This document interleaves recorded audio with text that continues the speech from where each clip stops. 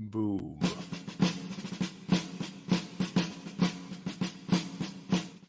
Hey, everybody. Welcome back to The Collective.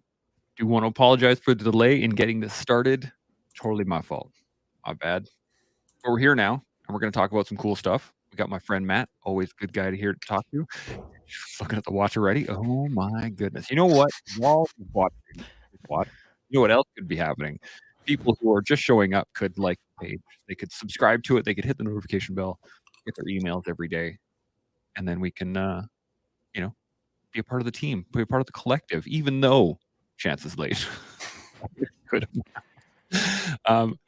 Although Daniel does say, afternoon, y'all. Well, it is afternoon now. That is It true. is 100% afternoon. So yeah, we have, again, a number of topics we could go over, but any thoughts, any questions? I know, Shaun, you were talking about wanting to talk to an engineer who was just recently out. So Matt's only been out for a number of years, 3-4 years now. 2019, yeah. I have one. I brought one for you. Yay.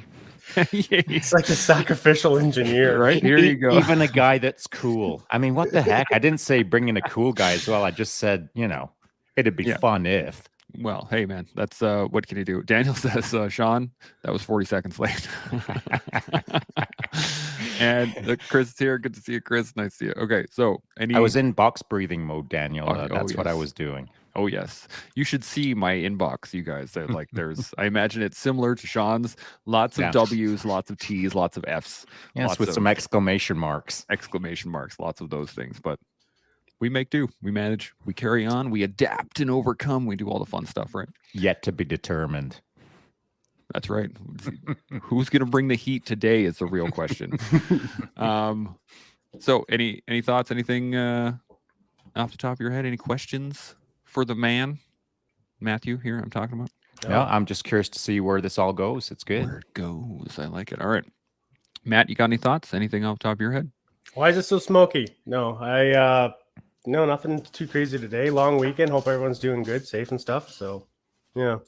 That's I do have a thought. Sorry. It's my bad. I should have, because before we jumped into this live, we were waiting for someone to start the live, and Matt and I were talking, and I don't know who could that have been. Who could that be? So as we were talking, we were just like casual banter back and forth, and licorice came up and making craft beverages, which Matt does. For those who don't know, Matt is in a career now that has him a bit of a food scientist, wouldn't you say, Matt? Just a little bit of a creative food creative scientist? No? Yeah, kind of. Like I'm kind of on that aspect of pushing the microgastronomy side of stuff, right? And a lot of chefs who go to culinary school, they have their path, right? I'm going meat cutting, I'm going to like vegetable cuisine, I'm doing this and that. And mine kind of just went, I'm going cocktails, mocktails. So it's just a different kitchen for me. It's like the ingredients are just different. They're all in bottles, right? But there's a lot of that science and chemistry that you actually can play with to take your cocktails to the next level, or mocktails, right? Because that is a huge thing. The low ABV, no alcohol cocktails is a killer market right now. Actually working on rightfully so. Yeah, I mean, there's a need for it. 100%. Yeah. And like having like cocktails and stuff like that, that's such a community bonding experience as you lift up your mason jar, right? Sitting around, having a drink, chit chatting and stuff like that. I mean, that's such a cultural thing, but there's that intoxication side that a lot of people can't or don't want to get into. So it was bringing that mocktail low ABV level of a high end drink is, that's kind of where I want to focus on right now. I mean, it's always kind of where I am. Grow. That's what I want to have happen out there, to be honest, because I don't drink. I'm not a drinker. I haven't for quite a long time, but I'm a fancy boy when it comes to enjoying a good drink. You are a fancy boy. I am a fancy boy, and I'm a fancy boy because I pursue the fanciness of things. And what does that mean? That means I don't stand on the edge of something and look at it and think, I wonder what that's like. I dive into it to see what it's like. And the further I dive, the fancier I get, if you want to call it. And so I either drink water or something fancy. Yeah. I don't drink pop. I don't drink whatever. I'm a water guy or a fancy drink guy. And so when I go out with friends, I'm on water and they're on the beverage of the choice, which is like a great IPA or whatever. But it's not common out there for restaurants or bars to elevate their game to a degree where they actually catch my interest, because a lot of it is same old, same old. They're resting on their laurels of success of putting out yet another Ryan Ginger or another 7-Up and whatever. Yeah. I don't touch those things with a 10-foot pole, but you put a mocktail in front of me that I'm now intrigued how long that, ginger root has been aged, or that horse, Yeah.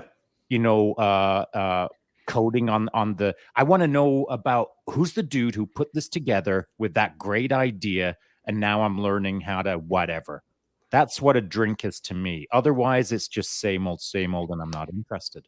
Exactly, right. And that's kind of where I want to like really dial in to where he goes, because it's, if you use the mocktail as a basis, right, you can make this beautiful mocktail, but then you can adult it, right, by adding your alcohol to it. Or if you want to go on the cannabis side, you can put in THC or CBD isolates too. And now your mocktail has that CBD effect at the end of the night too, right? So it's such an interesting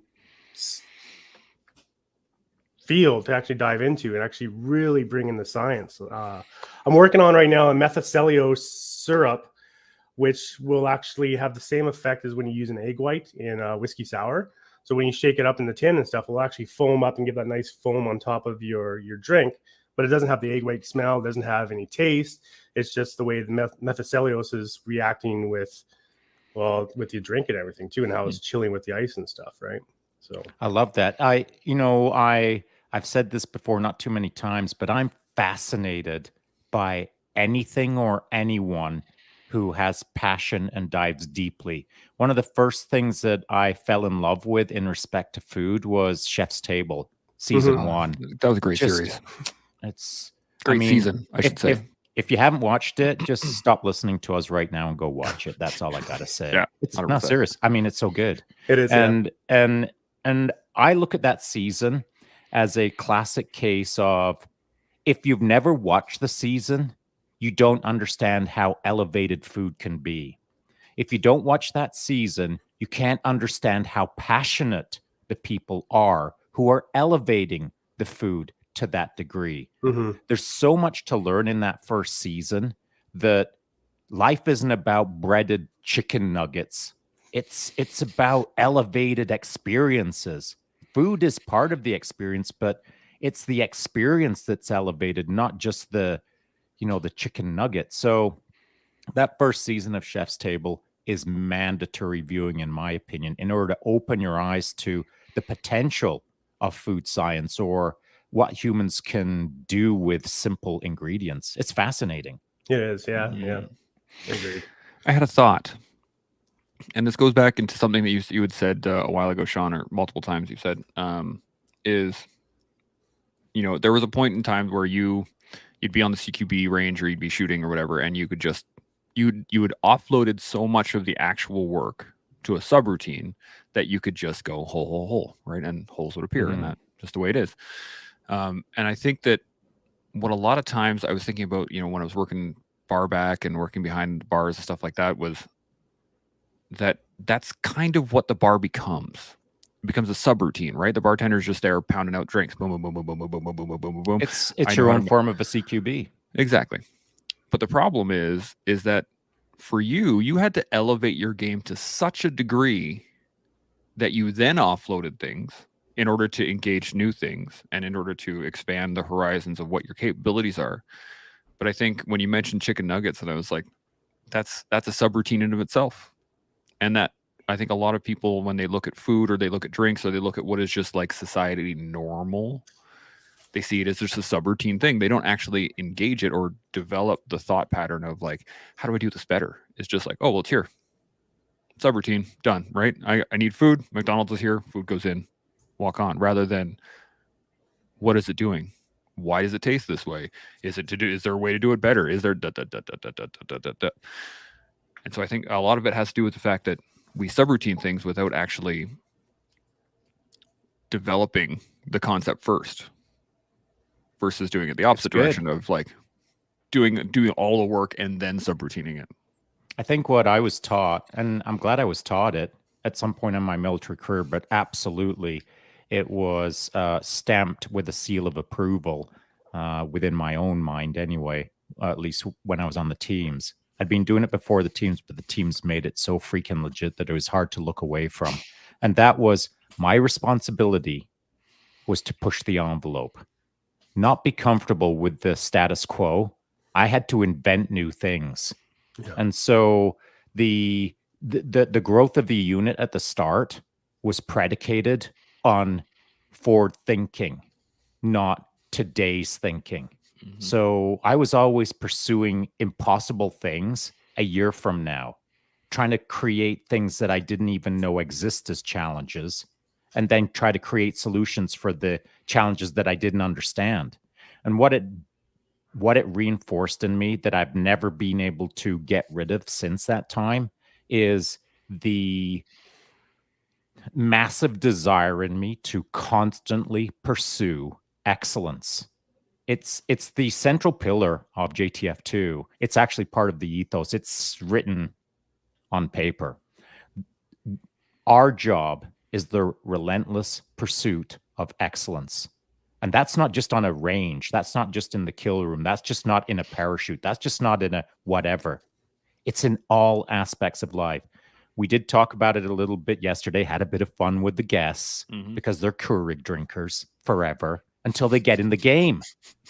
And so those two boys are so capable of getting in the game, but they haven't taken that half a step forward into being curious or passionate about their everyday life. So we all know, you wake up in the morning, you drink a coffee, you eat some food, you go to sleep, and in between that, wake up and go to sleep, you might do a few things. You might do some homework, you might ride a bike, you might do what, you might jump out of a plane, doesn't matter what. But the facts remain that you're going to have a coffee, you're going to eat some food, and you're going to go to bed. Why is it that the beverage that we all take for granted that happens every freaking day has been subordinated to a non-thought? But there'll be people who will take great care and attention to spread their peanut butter properly on their toast. Everything's important. Everything has a deep well that you can jump down into and passionately learn more about. Why ignore coffee? Why ignore food? Why ignore sleep? Why ignore the things that we constantly do every single day? Take them for granted as if they don't exist. Why is that? Matt, what do you think? I'm putting you on the hot seat because I got to think about it for a minute. Yeah. That's what I was hoping you would do too. But anyways, it's comfort. I think it's comfort. Not just having comfort of having a cup of coffee, but the fact that things are so simple and can easily just be routined, right? I think that's what a lot of the big problem is, and a lot of people don't like and haven't really experienced suffering because of that, right? So like what you're saying is like we wake up, we drink coffee, we eat, and then we go do some stuff. Most people, but try not to eat for a day or two, right? And what I'm finding, or isolate your menu so that's like one or two items and you're eating that like all week long. Like I'm eating eggs and meat and that's it, right? Or vegetables and peanut butter throughout the whole week. Then have a good meal at the end of the week. And then dollars to donuts, 100%, that meal is going to be the best meal that you've had in the last forever, right? Because it takes you out of that comfort zone, right? And then it gives you that ability to stand back and actually observe what is actually proper, or the depths of something more than just the face value of it. That's a good refresh on the contextualization of what's important in your life or not. When someone says, "Hey man, you can't drink coffee for this month." What? Yeah. But all of a sudden now I really like coffee. Did you have a coffee yesterday? I don't know. But now that you told me I can't have a coffee, it's really important to me. you know? No, I agreed. And like for myself, like my morning routine coffee is quite literally instant coffee because it's the process of just having a coffee. It's not like I can have a cup of warm water. It's the same thing for me. But then I will go and actually sit down with a friend or sit down at work and have like a meeting and actually have a good, espresso or a cappuccino or whatever, and actually like sit down and enjoy that with a person, right? So it's the for me it's the interaction with the said beverage versus I have coffee. So you've patternized coffee as a social construct per se, rather than an individual. A means to a social engagement. Yeah, right. Yeah. So I had this thought, and I was going to write it down because I thought you guys were going to talk a little bit, and I wouldn't have an opportunity to bring this up. We're till giving later, you but the opportunity. I buddy. appreciate it right now. So It's right now. The thought is that I think why it's happened nowadays, especially more than in the past, is that we have such a variety of food, coffee, whatever, available to us with no work. Right? Because as Matt said, if you were to eat McDonald's and the same friggin' burger every day for a Chicken week or a nuggets. month or whatever, right? At the end of that, and you had didn't matter what it was, it would be amazing, right? Because it'd be different. And I was thinking about, when I was overseas, we were drinking bottled water all the time. And the one thing that I really, really, really, really missed was tap water. And just the certain flavor, it wasn't bottled water because that had its own flavor, right? And so I think that a lot of it has to do with the sheer variety of stuff within the comfort zone never allows us to get to, I can't say allows us, it never, we don't see the depth that food can bring because we can always change to something else that is also just as easy. So there's no wall, there's no fight, there's nothing, there's not a point where you go, oh God, this again, to realize what the rest of it was. You know what I mean? That was my thought. You'll never see anything unless you've got the will to see things. Got to open your eyes. But before you open your eyes, you got to understand why you're opening your eyes. Because a lot of people walk through the world with their eyes closed. So once you have eyes wide open and you're in the game of life 100%, paying attention to everything that you're interacting with, people, beverages, food, oxygen, bird song, whatever it is, whatever you're interacting with, you can pretend that it's not important or you can pretend that it's important. For now, let's pretend that it's important. The more you accept that it's important, the more you make it important, the more you're going to realize how big and awesome the world is once you start engaging with it. Coffee sucks if you've never explored coffee. It's just a hot brown liquid that you give no thought to. In fact, it's almost an inconvenience. Oh, I got to have my morning coffee.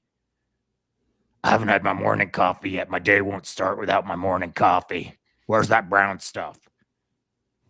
Like Matt said, it could be hot water. For some people, it could be hot mushroom powder. I'm going to replace my coffee with hot mushroom powder because I think the hot mushroom powder is going to make me better. Bro, you never even tried coffee and you're onto mushrooms. What's next? Angel wing dust? Gateway coffee. The idea being that a lot of people bounce from thing to thing, from the flavor of the week to the flavor of the week, the color of the day. It all moves around so fast because the world understands that people don't commit. They don't stay in coffee for 4 decades and still understand that they know nothing about it. We're shallow thinking populations bouncing from attractive color to attractive color, however our minds are manipulated to engage in things that we learn nothing about, Squirrel. 100%. This is, and I wonder if it's like an instinctual thing in terms of, I'm wondering just like whether it's learned or instinctual in the fact that, as an animal, if something is shiny or something, especially from the, apes and great apes and monkeys and things like that. If something shimmers or shines, it will catch your attention in a heartbeat. It doesn't matter what you're doing. So, what's that?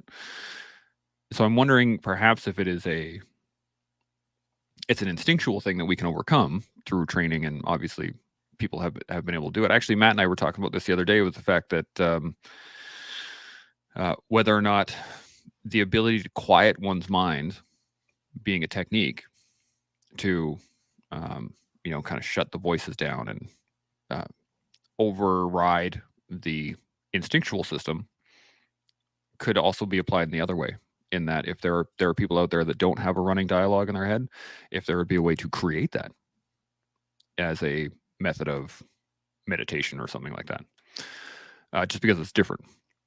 And so I'm wondering, I guess, really, do you think it's more of an instinctual habit that we just move to something shiny, or move to the next thing, or move to the next thing consistently because it's catching our attention? Or do you think it's a learned skill, or perhaps even both? I'll say something for about 30 seconds, then I'll move it over to Matt. So as you were talking, here's the visual imagery that popped up into my head: a herd of deer. And Chance Burles is right in the middle of the herd. And the herd's doing the herd thing, regular deer stuff. And then there's a little crack of a branch 400 meters away. The outside concentric circle of the deer herd does this. Gets all twitchy and looks over there. Do you know what the rest of the herd does? They all twitch. Mm-hmm. The outer circle all turns and looks in a certain direction, and you'll see it collapse into the inner circle if everything's now oriented towards the quote unquote threat or the response. And so that's how society kind of works. Someone flinches. Hey, I heard mocktails are hot this week. Everyone looks at mocktails and gets concerned or interested about mocktails. But mocktails isn't like a threat or an immediate response that everyone looks at and then looks away, or looks at and then runs away or responds to. Mm-hmm. If someone says, "Oh, was that a mocktail?" the whole herd doesn't have to act as one organization and run away from it. That concentric circle should be looking at it, evaluating it, and the middle section should just chillax. What are they going to do in the middle?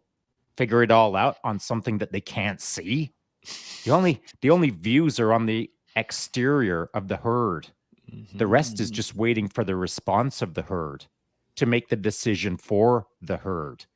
And so there's people who will never drink a mocktail because they don't like the sound of mocktail. For some reason, it doesn't work in their head. And that, for that one person who thinks mocktail, you losers drinking mocktails? Well, that's the concentric circle, the exterior of the herd in some cases. It takes one deer to do this, panic, and sprint away from the mocktail. What I'm suggesting is you're either in the herd, reacting either unconsciously or flinching, we'll call it, or you're just standing 10 feet away from the herd, just kind of eating your own grass, watching the herd, and then watching everything else around you. It's so much easier to pick your own life patterns if you're not immersed in the center of the herd, following the lead of someone that you don't know on the concentric circle of the herd. Make your own choices as to what interests you. Make your own evaluations as to what the noises are all around you. Be near the herd, but don't be so stuck in the herd that you are just the herd. I like that. Matt, you got any thoughts? Yeah, I like that too as well. Like going back to your point there, Chance, I think that it's an evolutionary thing, like back in the day, right? Primates and all that good jazz. Something shiny could either be like something we can use to survive, food, whatever, or it could be a threat, like that shiny snake, going across the grass and stuff. And I think that chemically we got that process in our brains where that we can react to it either as adrenaline or as dopamine, good or, fight or flight. But I think right now with society and, our greed is dopamine hit right here. Mm-hmm. I think we've just taken it to such an extreme level too, that we can't even, we're in the herd, and no matter where we look, the herd is around us. And for those individuals who can take a step out of the herd and look at the herd and what's around the herd and what's affecting the herd, I think that is a very, very valuable tool that anyone can do, really. Just like step away from, I'm not going to say reality, but step away from the herd, I guess, for a bit. Step away from the comfort, as you stated earlier. The reason that I was thinking of the herd, buddy, is because you had outlined, and I mean, I get tired of saying it, so I'm glad when other people say it. There's not enough adversity being pursued in the world. There's not enough discomfort or uncomfortableness in the moment in the world. Like mocktails, there was a time in my life when if someone would have said mocktails to me, I would have considered it an insult. Mm-hmm. But I've got a way more open mind now. I as I said before we started this live, I love the idea of mocktails. I think it's awesome. I wish there were more good ones out there. But when I was a young pup, that would have been crazy to think. Now I'm older. It's easy to think.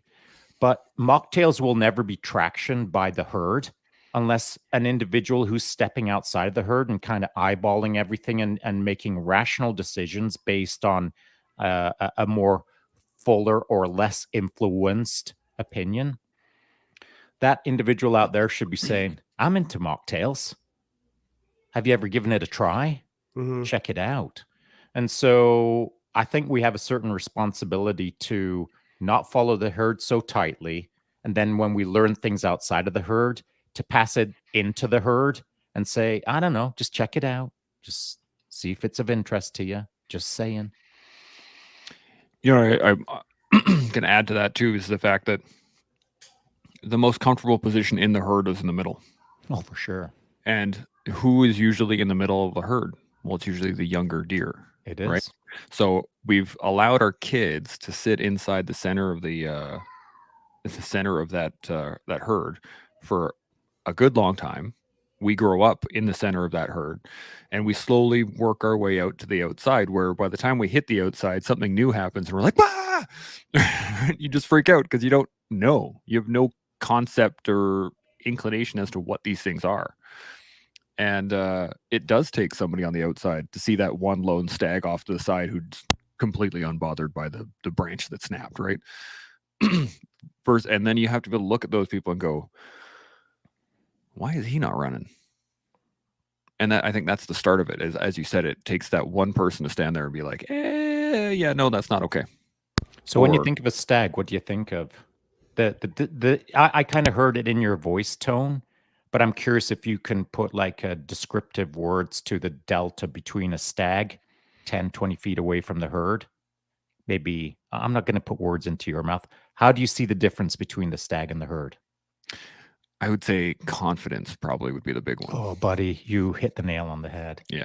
And I feel that a lot of people are in the herd because they don't have enough self-confidence. And the reason they don't have enough self-confidence is because they've not faced enough adversity to understand that they can be self-confident when times get tough. If every time a tough moment comes up, you give up, you lay down, you roll over, you try not to face it, whatever the case is, that ain't building self-confidence. That's eroding self-confidence. Yep. Now you're moving closer and closer to the center of the herd, where as a vulnerable person, unable to face the dangers at the edge of the herd, you're not learning anything. I'm not going to say that you're a handicap to the herd, but you are certainly not evolving the herd. You're not holding it back, but you're not making it go forward. Mm-hmm. And so the herd's always going to move at your pace. The herd's not going to gallop off and leave you turning circles, vulnerable. So the herd is to some degree hobbled by the evolution or not of that central element of the herd. It's the herd's responsibility to get the center up to speed so that the herd can move at speed. And so there's, as I see it, there's two jobs. There's the stag out on the edge who's been there, done that, got the self-confidence. Here's a noise, casually looks over it thinking, whatever, I'll take care of it. But in the meantime, the stag is also keeping an eye on the herd.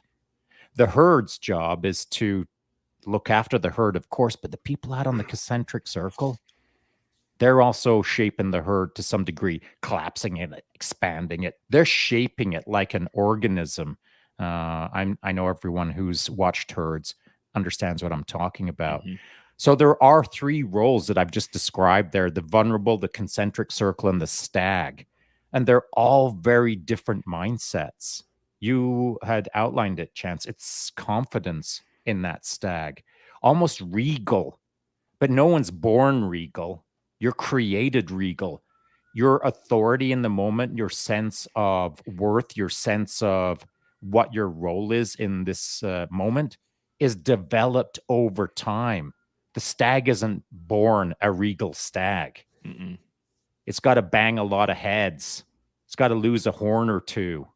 It's probably going to be hungry through winter. But over the years, however long it takes, there's a moment in that stag's life where it is a freaking poster that you want to hang on your wall to represent what it represents.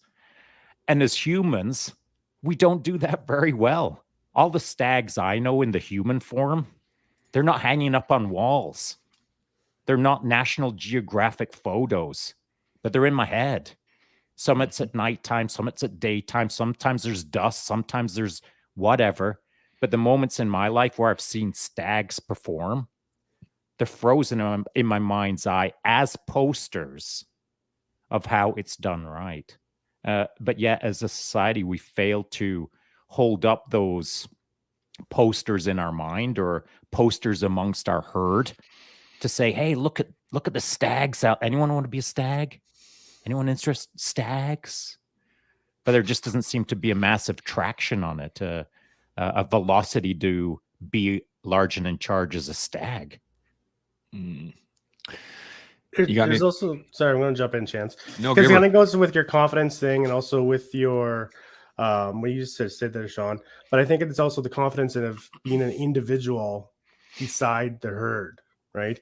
Because you can have confidence and be inside the herd, right? I snap my head, yep, there's something there. I affect the herd goes in or out, right? But then having that confidence of being by myself, being able to, we've already said it, find the food by yourself, eating, right? Being on the lookout for yourself, assessing the situation for yourself, right? We don't do that very well as a society now. Everything is influenced by other parts of the herd, right? But if you actually take that self responsibility, that self determination that you are going to be better by yourself, I think that is such a valuable thing too as well. That's lost on a lot of individuals, a lot of people. But it is hard. It is hard. It Oh is yeah, hard. 100%. And Yeah. and you know, and I know you guys know this. I mean, I've known it for a little while, but the moment that you start acting like a stag, it's not a one and done. I mean, it's hard to start thinking like that. It's hard to start acting like that. But when you finally do that, it's not like you check the box and it's all figured out now. Every No. day is just as bad as the day before. For me, it is anyway. I'm out on the edge. I'll consider myself a stag to some degree. I'm out on the edge trying to do my best, but every day's a freaking hard day, man.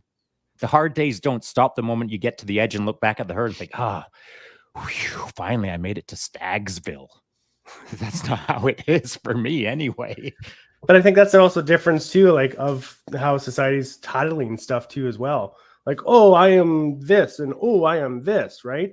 Where what you just described, that is not something that you like. You don't walk around downtown and go just, hey, I'm a stag, I'm an individual, you know, blah blah blah, right? You are being that as yourself, not as a title, but as something just for you, right? And like the whole part about being hard and suffering and stuff, yeah, diamonds are made with pressure, dude, not with just sitting idle. So I think that's a great point. There's I got this thing in my head and it's rattling around quite a bit, and you're gonna laugh because the first thing I was like, merch was, beat the stag. But what you described there was actually quite interesting too, because deer are prey, right? And a stag is still prey, which means that by yourself in the wild, you are under threat, which is part of it, right? And I think that the reason you asked or you stated that a lot of people don't want to be the stag or don't talk about being the stag. Or I think a lot of people do, but they don't realize that it takes the everyday process. And so they go out, they leave the herd for the day, and they're like, "Yeah, I'm a stag, haha!" And then they get attacked by wolves, right? And then they're like, either they're right back in their herd or they're dead.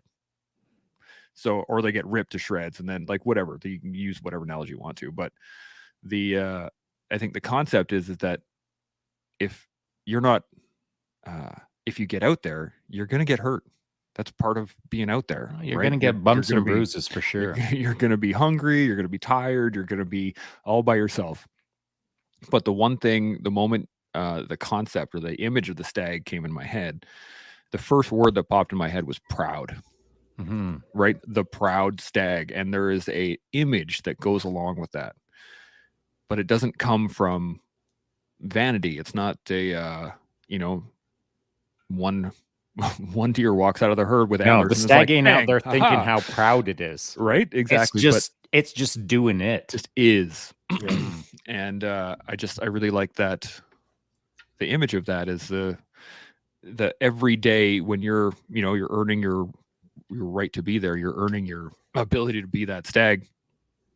You don't really get anything out of it. Like, it's not a benefit to you in any way of like, except for, in terms of the actual herd, you get breeding rights, but that's that doesn't happen quite as often here in real life. But the concept is, though, you have more of an opportunity to develop the line or the herd. You have more of an opportunity as the stag. You can develop that herd more because people look to you when things go bad, right? When they hear that branch snap, they're like, "Oh no, what is that?" And they look over at the stag, and the stag is like, he's either going to walk in and manage with it, deal with it, or they're all going to take off. So it's a leadership role, but it's not just a leadership burden. It is a leadership opportunity, I think. It is. And you know where it goes terrible for the stag? When the stag doesn't believe that that's its job. Yeah. When a stag isn't living up to what it is, when a stag isn't fulfilling its organic drive, when a stag isn't being what a stag should be, the stag ain't good. The stag ain't feeling good about being a stag. The stag ain't protecting the herd. The stag ain't leading the herd. The stag ain't doing its job. Like all of us from time to time. If I'm not doing my job, I know it. If I'm not being a stag, I feel that there's dissonance in me. I feel that there's a problem where I'm not fulfilling what I feel I should be fulfilling, whatever that is as my role, stag or not, wolf or squirrel, doesn't matter what I think I am. If I'm not being true to who I am, if I'm not true to what nature has determined I should be, that dissonance is what causes a lot of people problems. And I'll give a quick example.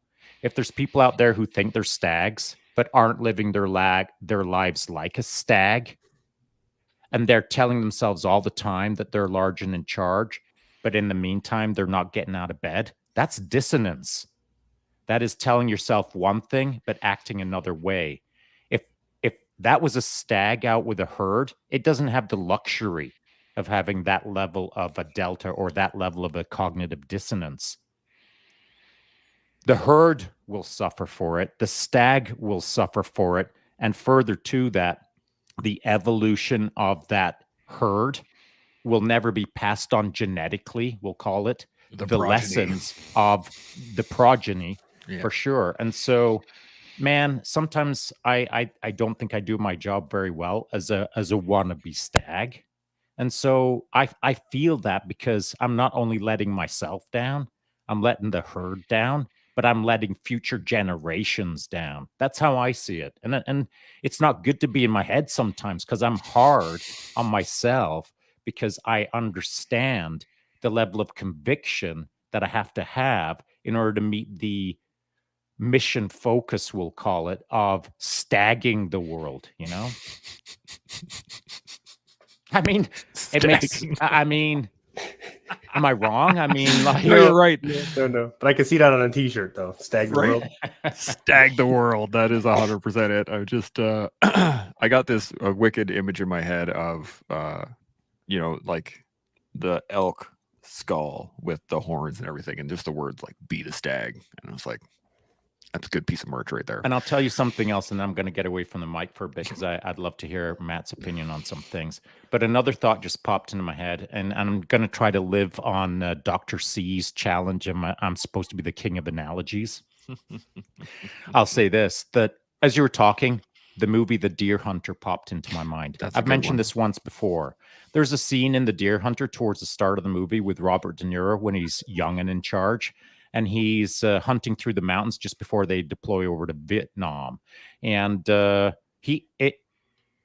build-up for this moment goes on for about 10 minutes. He hunts the stag. It's through the mist. It's rugged terrain. He's got a shot. He doesn't get a shot.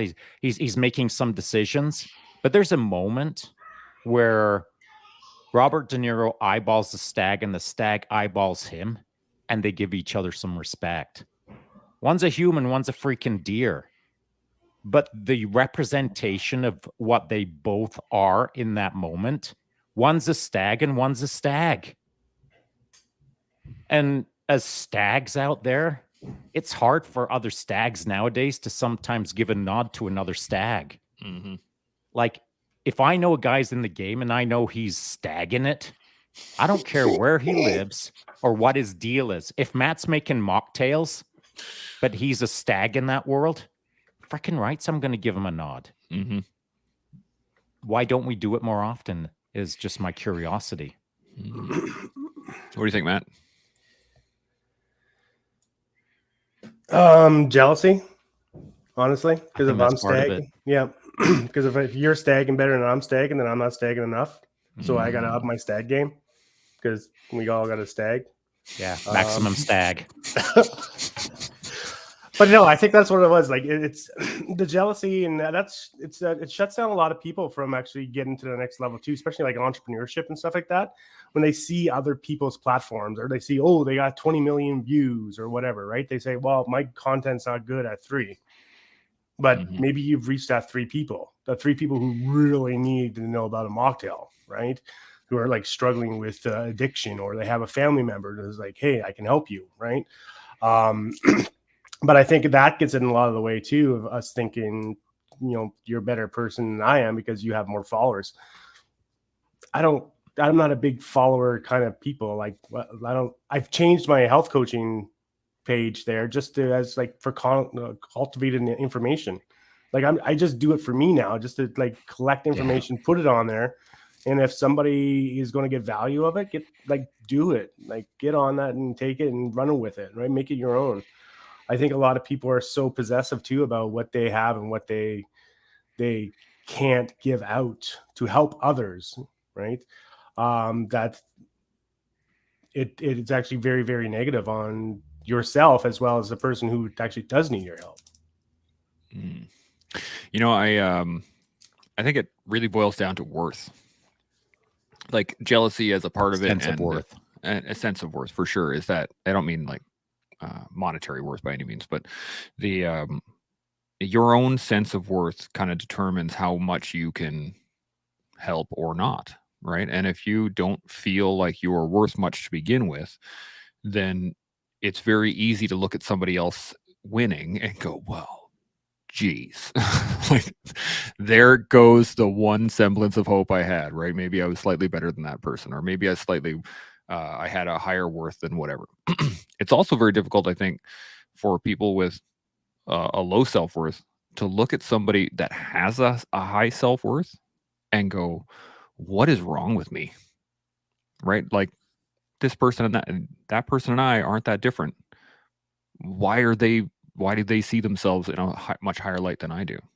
And so there's this, it's almost like a negative mirror, right? When you look at someone else succeed and you're not succeeding. So there's this like, man, they're doing awesome, I must suck, rather than the actual thing that's happening is they're doing really well. bravo, like, well done. Obviously, they put the work in, they've done the time, they've done the stuff. And so I think a lot of that, a lot of the jealousy, a lot of the negativity, a lot of the, you know, it just boils back down to how much you value yourself. And Do if you know, you can, I would say this. I've never said it before. This is just a real time challenge for anyone out there who is trying to understand where they fit into the game, as it were. And maybe you're jealous, maybe you're not. Maybe you think you're large and in charge, maybe you're not. Maybe you have hopes, dreams, wishes, whatever. It doesn't much matter. All I'm going to say is this.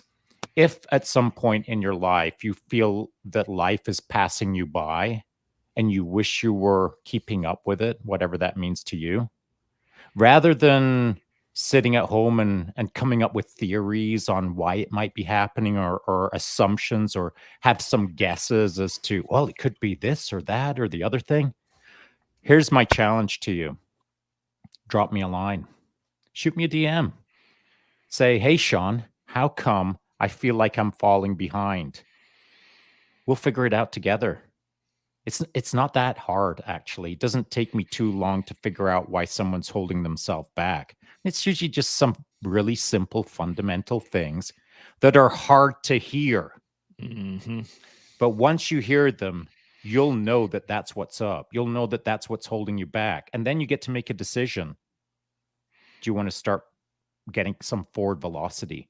If you feel like the world's slipping away from you, do you want to keep up with the world and then maybe even surpass it? But again, that takes sort of like facing your own mirror and saying, okay, that's right. I have been jealous, or I have been ... It doesn't matter what the word is. And Matt, I think you're right on the money with the aspect of jealousy to some degree. I think we all have jealousy to some degree. Maybe it's only 0.3% for some and it's a 97% for others. I suppose it doesn't much matter. As humans, I am no Buddha. All of the things that I do wrong on a daily basis, I'll probably do wrong tomorrow. All of the negative thoughts, all of the bad decisions, all of the not nailing it today, it'll probably happen again tomorrow. Because I'm a freaking human, not a robot. I'm flawed. I'm emotional. I have things that I need to get better at. Mm-hmm. But it won't happen tomorrow. I won't be that much better tomorrow. I'll be better in a few years. Maybe next year I'll have a noticeable better delta. But on a day-to-day, I'm going to botch it tomorrow for sure. I'll just botch it a tiny bit less. But not enough for anyone to notice, including myself. But over time, just like this podcasting nonsense, over time, eventually, the hard work pays off. And that's the thing. You got to commit to the timeline, not commit to the fix by tomorrow. I like that a lot. Matt, you got a thought? I think a lot of people focus on the failures too. I think they're looking forward and they see, hey, this is where I need to go. And I failed. Oh, I guess can't do it. Guess got to give up. Right? I guess it'll never be that. But they don't see those successes, right? They don't see that you got up in the morning and said, hey, I'm going to do that. That's a success. Hey, you tried. Yeah, that's a success. What did you learn from that failure? That's a success. And it's just those little micro successes actually add up to a big chunk of it. And that's repeatable versus always focusing on the negative too. Always still focusing on the failure. Like that's, yeah, you failed. Okay, good. Carry on. Keep on moving forward. Right. That's a great point. The what comes to mind is kids. This is the kind of, at least the perfect analogy in my mind. Hopefully I can take you on for a role of king of the analogies, but the beautiful is tap bump, buddy. There you go. It's on. The kids, like when you raise kids, like they're in your house every day, you don't really see them grow. Every so often you look back and you're like, wait a second, this 4-year-old used to be a 2-year-old. And this all of a sudden, this guy looks like a kid now, not like a toddler. And you kind of get glimpses of it. But when someone comes over that hasn't seen them in a while and they're like, whoa, this guy just shot up, right? And that's the successes that I think a lot of people see. in the world is that it's none of the everyday, day-to-day work stuff, right, of actual, children growing. They don't see any of that.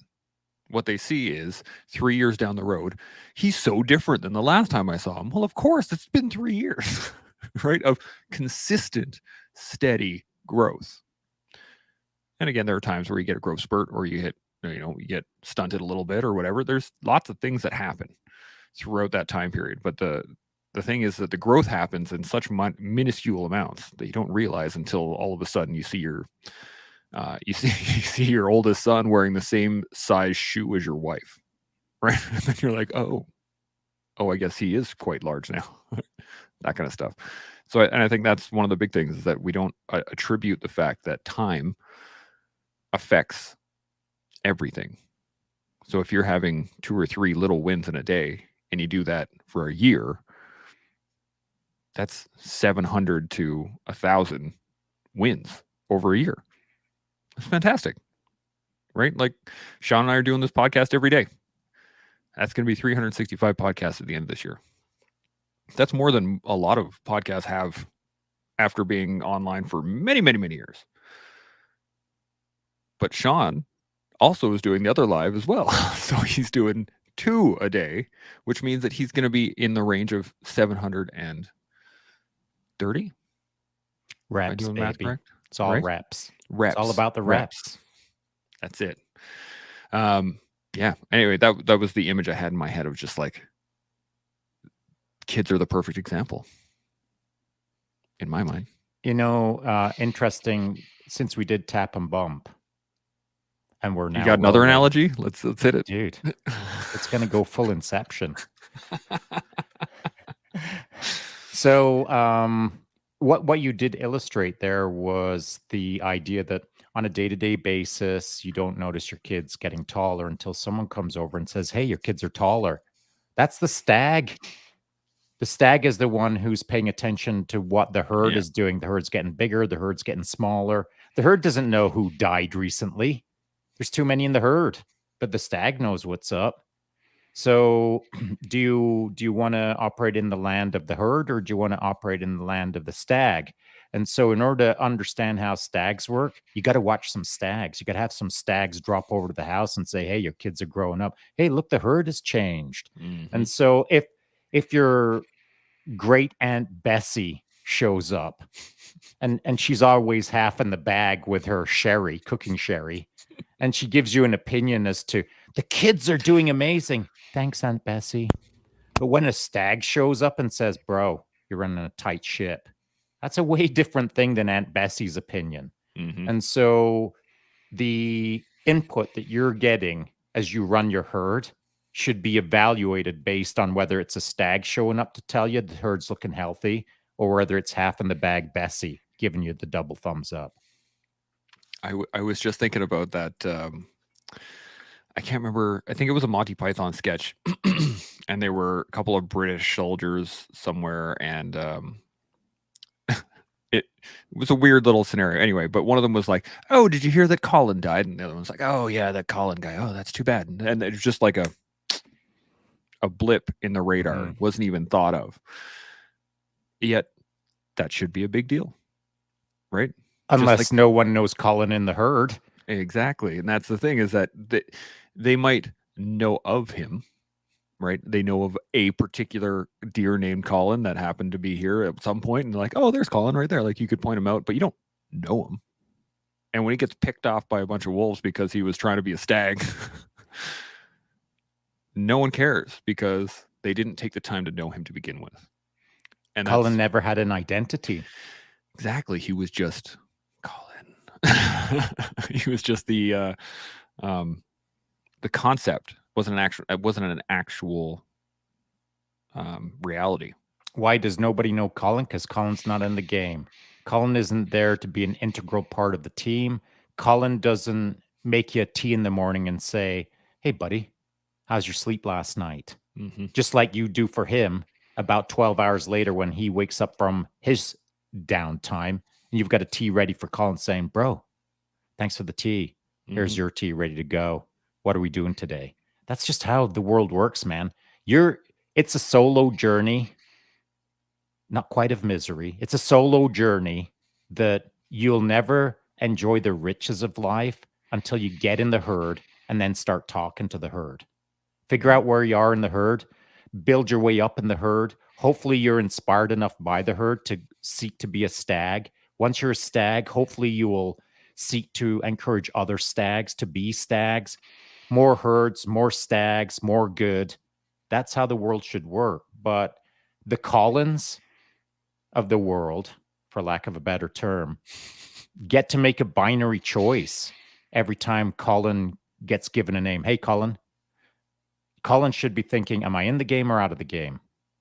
Do I want to leave a mark or do I want to be unknown? Everyone can run their program like a Colin and never be missed, never be known, never have left a mark.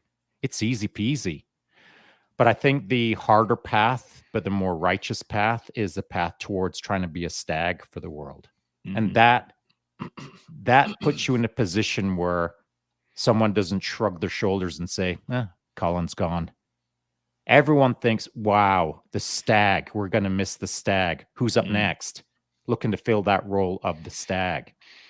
I think life should be notable for you and for the team's impact when you're gone.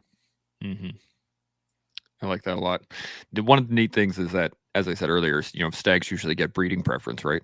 But if you dissect that a little bit, what you're actually getting out of that is influence, right? You are influencing the direction of the herd by genetically generationally, right? And I think that that's what, once you can get to a point of play or a place in time in your own life where you are the stag, where you are the one that people look to when things go south or when things are really good. That's on the flip side of it too, right? Most people want to share information with that person. Most people want to be around that person because there is an air of confidence. There is a pride to it. But that by being that stag, you get to influence those around you. You get to influence the herd that is around you, that you are then going to generationally develop and make better. Yeah, but a good stag, it ain't a one-way street. Yeah. The stag is doing the stag thing, and it's also paying attention to the herd. 100%. The stag's most important job is to get the vibe from the herd and do the right thing for the herd, not for the stag. And so, in my opinion, the stag is the hardest working character and the most undervalued to some degree. Because it's not about the stag. It's about the freaking herd. So the double hard job is work freaking hard for the herd. Don't get a pat on the back. You might get a National Geographic poster of you standing there regally at one point in your life, but that's the best you can ask for.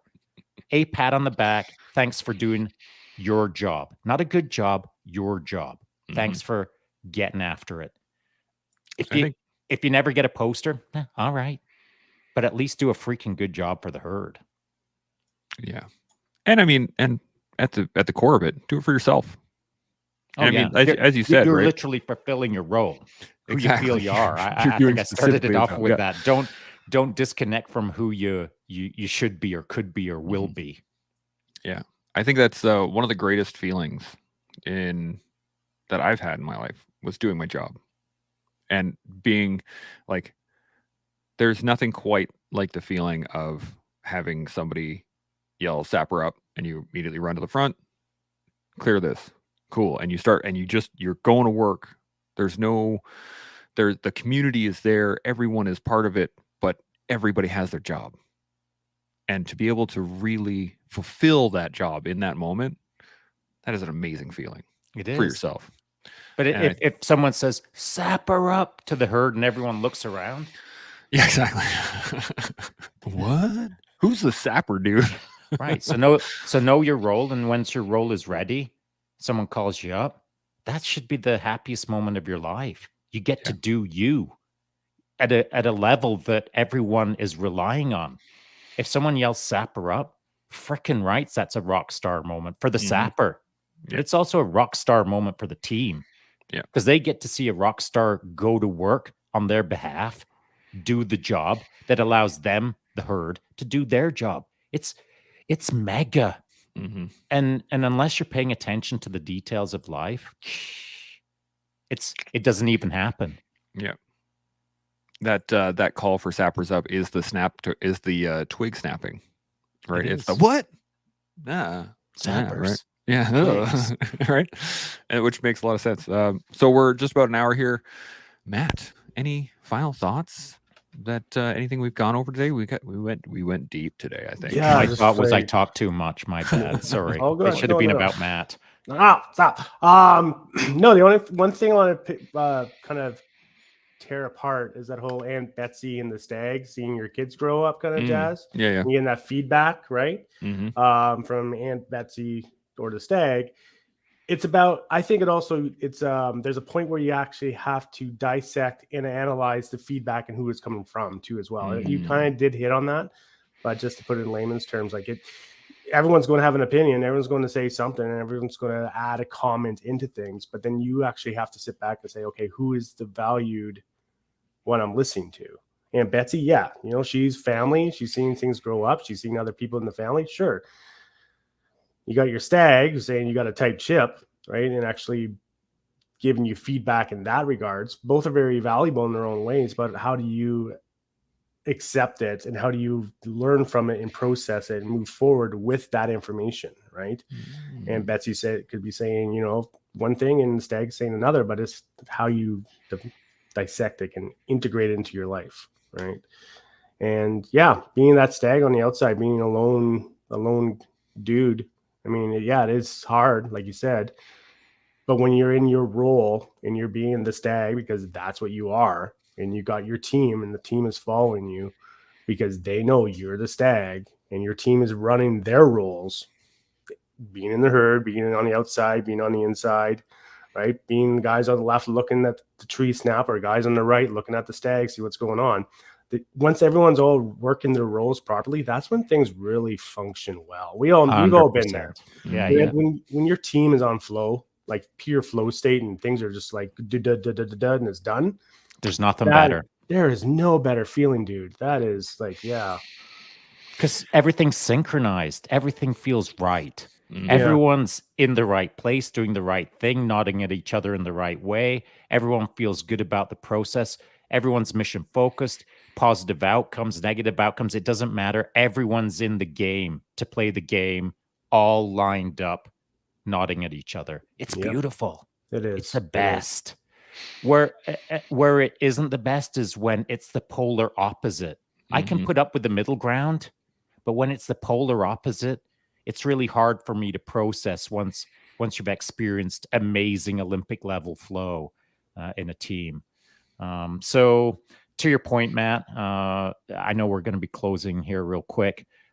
You raised the right point. I was sloppy in my comparison between Drunken Aunt Bessie on cooking sherry versus the Stag. I know it's a weird comparison, but it raises to your clarity point, Matt. All opinions are valuable, but it's our job to assign the value to each opinion. And that might be a 1 out of 10. It might be a 10 out of 10, but the 1 out of 10 shouldn't be discounted just because it's 1 out of 10. It's yet another data point, another variable, another bandwidth hunt that we should all be accepting on the regular to see how it fits into our worldview. Yeah. I like that a lot. We just got to pay attention. I think not just like pay attention as in, okay, now I'm here paying attention, but to actively be a part of the process, all of it, every piece of it. And I think even a lot at 11 o'clock PST, perhaps, yeah, if we were, to be part of that process, to make sure that Chance gets here on time so we can get this sorted out. But yeah, I think that's a lot of it is just paying attention. That it's your life. Pay attention to it, right? And not just your life; it's the herd's life, and it's the herd's life. Absolutely, it definitely applies to everyone else. And everyone's got to find a herd. Everyone has to find a herd. You do, man, right? Because if you're just a Stag by yourself, going back to Chance's first point there, you're vulnerable. You're a wolf. You're dead, right? But even if you're by yourself off the side of the herd, you still have that team. Right? Yeah, agreed, buddy. 100%. It's there's a lot of great analogies we've come across, and I think You're welcome, Shaun, Dr. C. yeah, he's gonna love this one. I'm gonna send it to him just specifically, just so he can watch it. But yeah, any final thoughts? Anything else that's percolating in the back of your brains, Matt? Anything? No, we're good, buddy. If I go down this rabbit hole too far, we'll be here for another 3 hours. Shaun, any final thoughts? Precisely that, Matt. Once again, yet another podcast where I'm left scratching my head thinking, did we scratch enough of that surface? Mhm. Probably not. Matt, I love having you on here. I could have talked the entire hour about mocktails for reals. So if you consider coming back on again real soon, and maybe we can take this conversation further. We'll leave Aunt Bessie out next time. I mean, she does have her sherry. I mean, She's got her moments. We've all seen it. So I would like to have you back on again real soon so that we could either continue this or at least tangentially take it in a direction that is also equally as interesting. yeah, man, for sure, 100%. We'll Thanks, set something up. Sweet. I will make sure that he is on soon. Soon, yes. But as we all, learn our place within the herd, we can build upon where we are in the herd, allowing us to grow into that majestic stag on the outskirts. And you can do that here with us every day on the Collective. Chimo. Triple Chimo.